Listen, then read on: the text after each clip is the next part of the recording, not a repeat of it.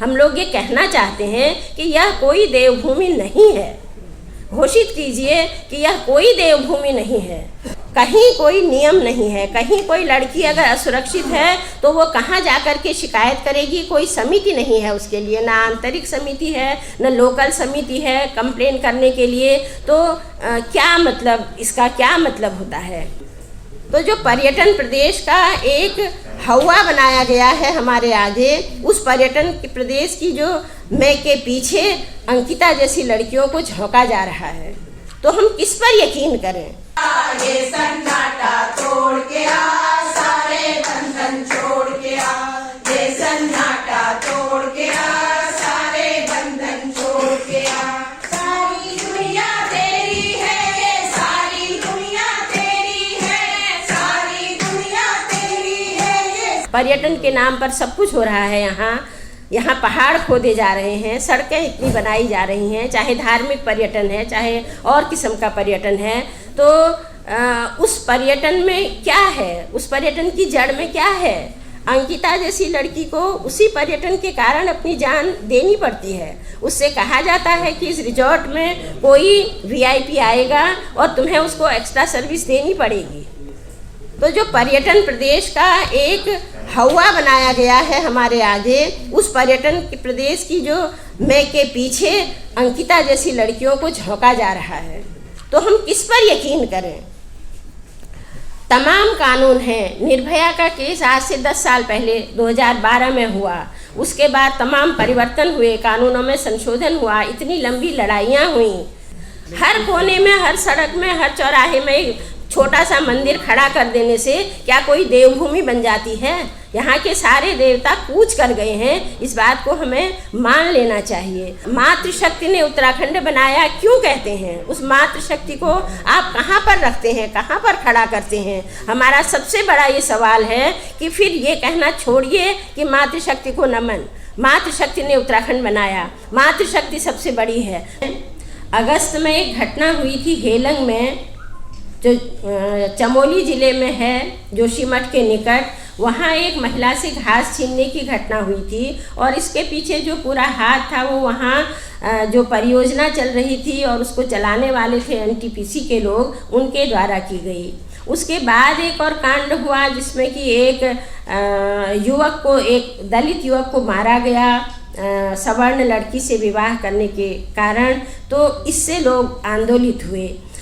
तो उसी के बाद सितंबर में 18 सितंबर को अंकिता की हत्या हुई। पहले पता नहीं चला, धीरे धीरे सोशल मीडिया की भूमिका रही और प्रिंट मीडिया की भी भूमिका रही, और जैसे जैसे पता चला लोग आंदोलित होते रहे, तो तब जाकर के ये सारा मामला सामने आया और एक उबाल पूरे उत्तराखंड में आया। अगस्त से ही, 15 अगस्त से ही उत्तराखंड एक प्रकार से उबाल में था और जगह जगह प्रदर्शन चल रहे थे।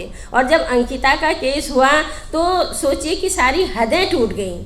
इतना आक्रोश, जैसा मल्लिका ने कहा, एक 19 साल की मासूम लड़की किसी अधेड़ नेता की, जो उसके पीछे जो एक थी हवस थी, उसके कारण एक छोटी सी मासूम लड़की अपने जान से हाथ धो बैठी। अपने को न झुकाते हुए, उसने झुकाया नहीं अपने को, लेकिन उसको जान से हाथ धोना पड़ा। तो ये एक ऐसी घटना थी जिससे कि उबाल पूरे उत्तराखंड में आया और 72 घंटे उनको एफआईआर लिखाने में लग गए। उसके बाद भी जो साक्ष्य थे उनको मिटाने की पूरी कोशिश हुई। जो उसमें मुख्य बात कही जा रही है अब भी कि कौन था वीआईपी, कौन वो मुख्य व्यक्ति था, वो वीआईपी था जिसकी वजह से अंकिता को जान देनी पड़ी। तो ये सारी चीज़ें अभी भी सामने नहीं आ पाई हैं और जितना कुछ हुआ है वो जनता के ही दबाव से हुआ है। तो उस समय भी बहुत बेचैनी थी। ऋषिकेश में धरना शुरू हो गया था, श्रीनगर में धरना शुरू हो गया था, जगह जगह लोग आंदोलन कर रहे थे। तो और फिर लगभग 20 लोगों की एक टीम बन गई। सब लोग हमसे पूछा भी ना, किसने बनाई ये टीम? हमने कहा हमने बनाई, हम इस देश के नागरिक हैं, हम महिला संगठन हैं, हमने बनाई है। हम लगातार 30 साल से इस समाज में काम कर रहे हैं। आप मतलब कैसे हम पर अविश्वास कर सकते हैं, और हम भी अपने पर कोई अविश्वास नहीं करते कि हम ऐसा नहीं कर सकते। हमने खुद टीम बनाई और हम गए, और सब लोग अपने खर्चे से आए। ऐसा नहीं कि आप कोई आयोजन कर रहे हों और लोगों को बुला रहे हों, ऐसा नहीं। सब लोग आए, सब ने सहयोग किया, चाहे लिखने का था, चाहे इधर उधर जाने का था। मुझे याद है जब हम अंकिता के घर जा रहे थे तो एक संकरा सा रास्ता है, कठिन नहीं है हम लोगों के लिए, लेकिन जो बेंगलोर से आ रहे हैं उनके लिए कठिन है, जो राजस्थान से आ रहे हैं उनके लिए वो कठिन है। लेकिन हम लोग वहाँ आराम से गए और किसी हमारे साथी ने कोई हिचक नहीं की। हम लोग सुबह ऋषिकेश पहुँचे, ट्रेन से आकर के, बस से आकर के नहाया धोया और सीधे पौड़ी को चल दिए, या दूसरी टीम हमारी ऋषिकेश को चल दी। हमने 3-4 टीमों में अपने को बांटा और 3 दिन के भीतर 29 तारीख की शाम को जब हमने प्रेस कॉन्फ्रेंस भी कर ली देहरादून में, उसके बाद हम लोगों को लगा कि 3 दिन के भीतर हमने कितना सारा काम किया। इस रिपोर्ट को हम इसलिए नहीं लाए हैं कि हम वहाँ गए, हमने ये सब देखा, लिखा और आपको हम दे रहे हैं, बल्कि ये एक प्रकार से उसकी स्मृति को, जो घटना हुई थी, कितनी घटनाएं होती हैं और हम भूल जाते हैं, लेकिन जो घटना हुई थी उसको हम याद रखें, हम इसको देखें, हम इसको पढ़ें। इसमें जो सवाल उठाए गए हैं, क्या हम इनके लिए कुछ कर सकते हैं? इन सवालों पर क्या हम एक हो सकते हैं? हम आगे कोई काम कर सकते हैं? हम तो इसीलिए ये रिपोर्ट आप लोगों के सामने रखना चाहते हैं और सबके सामने रखना चाहते हैं कि आप इस पर सोचें, इसको पढ़ें, इसको देखें और इसमें क्या सहयोग किया जा सकता है। अभी तो शुरुआत है, अभी पौड़ी में केस अभी शुरू हो रहा है। आज शायद मतलब अभी 2 या 3 डेट लगी हैं और अभी इस केस में तमाम तरह के छल छंद हो रहे हैं।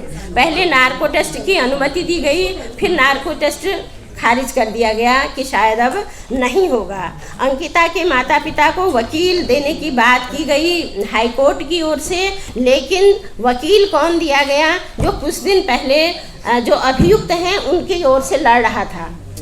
हमको इस तरह से मजबूर किया जाता है कि जो बातें स्वाभाविक रूप से हो जानी चाहिए उनके लिए भी हम लड़ते रहें, उनके लिए भी हम संघर्ष करते रहें। तो बार बार अभी अंकिता के पिताजी का ऑपरेशन हुआ है, उनको हर्निया था, वो एकदम इस समय बिल्कुल रेस्ट में हैं और कहीं आ जा नहीं पा रहे हैं। और जो उसकी माँ है सोनी देवी, उनको आज हमने यहाँ बुलाया था, लेकिन वो कह रही थी कि अब डेट लग रही है पौड़ी में और मुझे बार बार पौड़ी जाना पड़ रहा है, और वो भी, उनका भी ऑपरेशन हुआ है तो वीरेन भंडारी की भी देखभाल करनी है, इसलिए मैं नहीं आ सकती हूँ।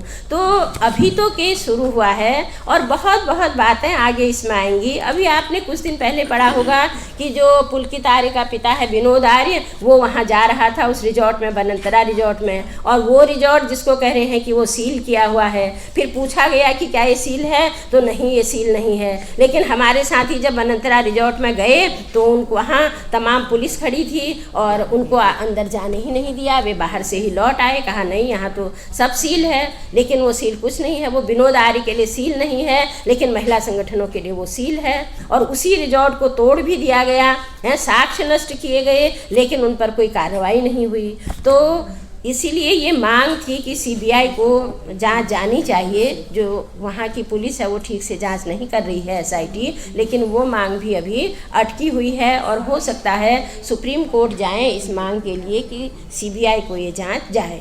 तो मैं आप लोगों से यही एक प्रकार से अपील करना चाहती हूँ कि अंकिता का केस शुरू हो रहा है, कानूनी लड़ाई बहुत लंबी चलेगी और हर कदम पर अंकिता के माँ बाप को और उसके साथ जो खड़े हैं आशुतोष नेगी और अन्य पत्रकार जो खड़े हैं उनको सहयोग करने की ज़रूरत पड़ेगी। आप लोगों को भी सजग रहना होगा कि क्या हो रहा है और क्या हमें इसमें मदद करनी चाहिए।